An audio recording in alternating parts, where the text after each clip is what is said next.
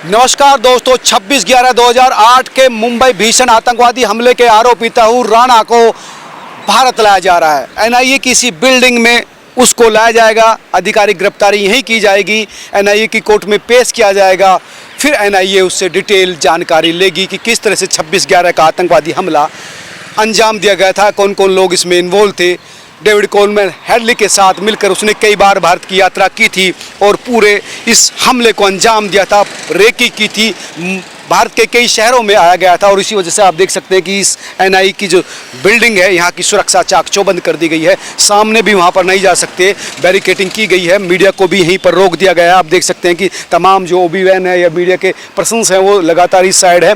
सामने आप देखेंगे तो उधर भी जो है दिल्ली पुलिस के जवान तैनात हैं, सामने जो पैरामिलिट्री फोर्स के जवान तैनात है। किसी को भी जो है यहाँ से फोटोग्राफी वीडियोग्राफी करने को अलाउ नहीं किया गया है। सुरक्षा चाक चौबंदी यहाँ पर कर दी गई है। आप देख सकते हैं कि यहाँ पर जो है मूवमेंट है वो भी रेस्ट्रिक्टेड कर दी गई है। कोशिश यही है कि ये आतंकवादी हमले को अंजाम देने वाले इस तहूर राणा जो 64 साल का है, पाकिस्तानी नागरिक है, लेकिन बाद में कनाडा का नागरिक हो गया था। पाकिस्तानी सेना में भी उसने 10 साल डॉक्टर के रूप में भूमिका अदा की थी। उसके बाद बाहर आकर उसने अपनी पत्नी के साथ कनाडा पहुंच गया, कनाडा की नागरिकता ली, फिर अमेरिका में शिकागो में जाकर एक ट्रैवल एजेंसी खोली। उस ट्रैवल एजेंसी की जो ब्रांच है वो मुंबई में खोली थी डेविड कोलमैन हेडली के कहने पर। और सिर्फ ये ब्रांच खोलने का मकसद ये था कि इस ब्रांच के थ्रू वो लोग इंडिया में आए, यानी धोखा देना भारत सरकार को और उनको यहाँ पर फैसिलिटेट करना, वो ब्रांच का मकसद था। और उसी ब्रांच के थ्रू ये लोग आए थे। पाकिस्तानी सेना के जो लोग थे वो डायरेक्ट इनको डॉलर्स में ट्रांजैक्शन करते थे, पैसा देते थे। और वो तमाम चीज़ें आईएसआई, पाकिस्तानी सेना, David Coleman Headley, Tahawwur Rana, ये तमाम लोग थे जिन्होंने 26/11 के आतंकवादी हमले को 2005 से लेकर 2008 के बीच में अंजाम दिया।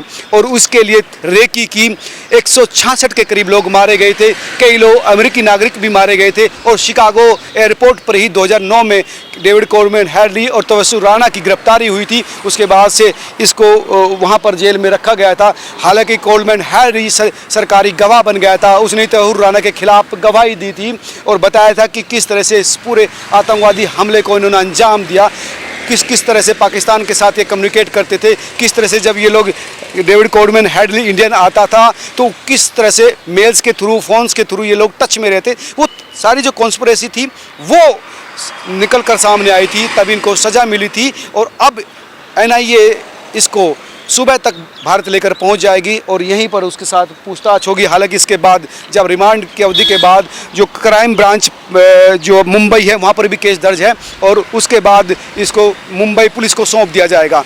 और मुंबई पुलिस ये जानकारी करेगी किस तरह से इस आतंकवादी हमले को अंजाम दिया गया। तो ये तमाम चीज़ें वो पहलू है जो 26/11 का जो भीषण आतंकवादी हमला था, देश के ऊपर हमला था, उसको अंजाम देने के पीछे किस तरह से इसकी प्लानिंग की गई थी। पाकिस्तान की पोल खोलने वाली थी, 10 पाकिस्तानी आतंकवादियों ने इस हमले को अंजाम दिया था, जिसमें से 9 मारे गए थे। अजमल कसाब बच गया था जिसको 2012 में फांसी दी थी। वो तमाम पहलू हैं, उन पहलुओं की जाँच यहाँ पर एनआईए के ऑफिस में उससे इंट्रोगेशन के जरिए पूछताछ की जाएगी और इसी वजह से यहाँ की सुरक्षा चाक चौबंद कर दी गई है।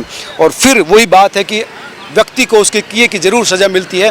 और डेविड कोलमैन हेडली भले ही सरकारी गवाह बन गया हो, लेकिन तहूर राणा जो 64 साल का है, हालांकि उसने बचने की तमाम कोशिश की थी। उसने कहा था कि मैं कैंसर का मरीज हूँ, दिल का मरीज हूँ, एक मुस्लिम हूँ, लेकिन भारत में मेरे साथ अत्याचार हो सकता है, जाति हो सकती है। लेकिन भारत लगातार इसकी गिरफ्तारी की मांग कर रहा था, प्रत्यार्पण की मांग कर रहा था 2019 से लेकर अब तक। और जब डोनाल्ड ट्रंप अमेरिका के राष्ट्रपति बने तो उन्होंने ये घोषणा कर दी थी कि वो तहूर राणा को भारत को सौंपेगा और अब ये भारत को सौंप दिया गया है। कुछ ही घंटों में तहूर राणा जो भारत का अपराधी है, आतंकवादी हमले का अपराधी है, उसको भारत लाया जाएगा और उसको सज़ा दिलाई जाएगी। आप तमाम लोग क्या सोचते हैं दोस्तों, कितनी सख्त सज़ा इसको मिलनी चाहिए, ज़रूर कमेंट करके बताएं। नमस्कार।